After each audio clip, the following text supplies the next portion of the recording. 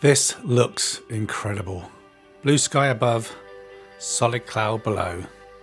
But here's the uncomfortable part. I can't see the ground. And if something goes wrong right now, I don't actually know what's underneath me. So in the UK, is this legal under VFR? And even if it is it smart? Clear for takeoff, surface wind 280 degrees, 6 knots. Runway 27, clear to take off, Golf, what's a Golf? Hi, I'm Dale and this is Let's Eat Culture, a channel about flying gear, the culture of aviation.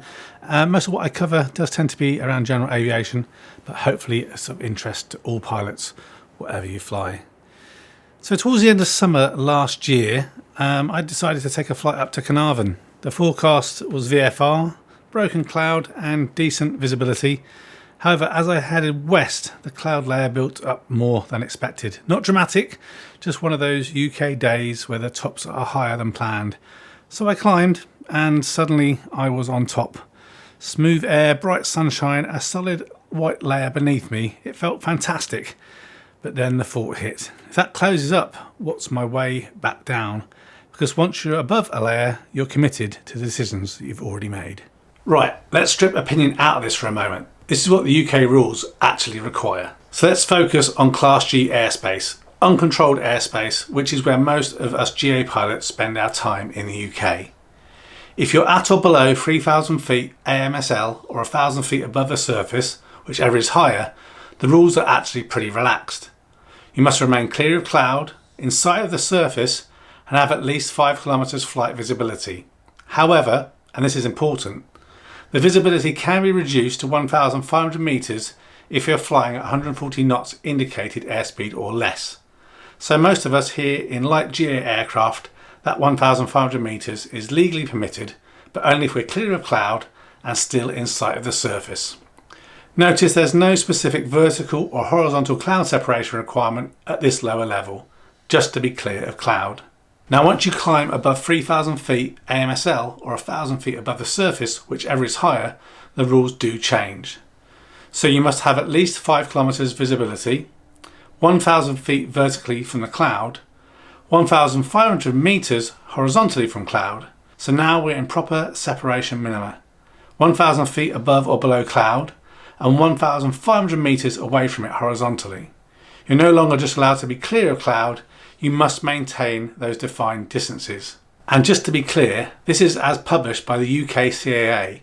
Other countries may apply slightly different VMC minima, but if you're in the UK, I do recommend you check out Safety Sense Leaflet SERA 5 for more details on the Visual Flight Rules. So legally, yes, here in the UK, you can fly above the clouds without being able to see the ground and it be completely legal as long as you stay within those requirements. However, one misconception is we don't have the actual concept of VFR on top here in the UK. You're either VFR or you're IFR. And if you're VFR, you must always be able to descend and remain in VMC. So yes, being above the cloud can be legal, but legality isn't the full story.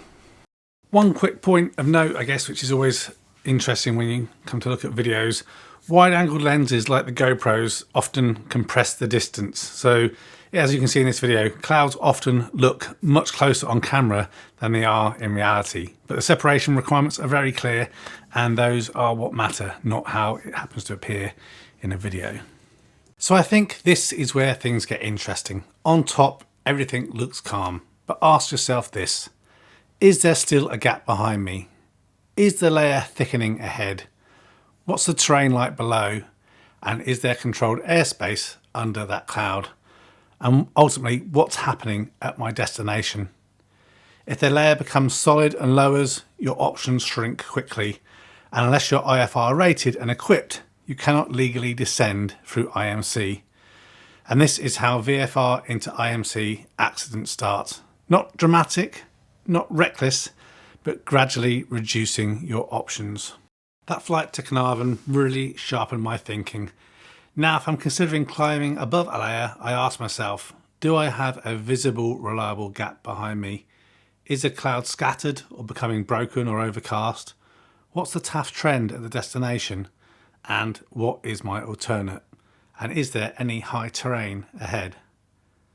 I also consider at what level I pass the cloud, so make sure I can keep the right level of separation. The CAA Safety Sense guidance is very clear about avoiding being trapped on top. The key question here isn't, am I legal right now? It's what's my exit if this changes? If you don't have a clear answer, you probably shouldn't be there. So, flying VFR above cloud in the UK. It can be legal, it can be smooth and efficient, and it can become dangerous quickly. It's not about bravado, it's about margin. Sometimes the safest choice is staying lower and accepting a bit of turbulence. So yes, my flight to Caernarfon didn't quite go according to plan. I was hoping to see snow and all sorts of other things, but the cloud got in the way. It was beautiful, but it was a good reminder that sometimes VFR on top of cloud can narrow those options, and those narrowing options is what sometimes increases the risk.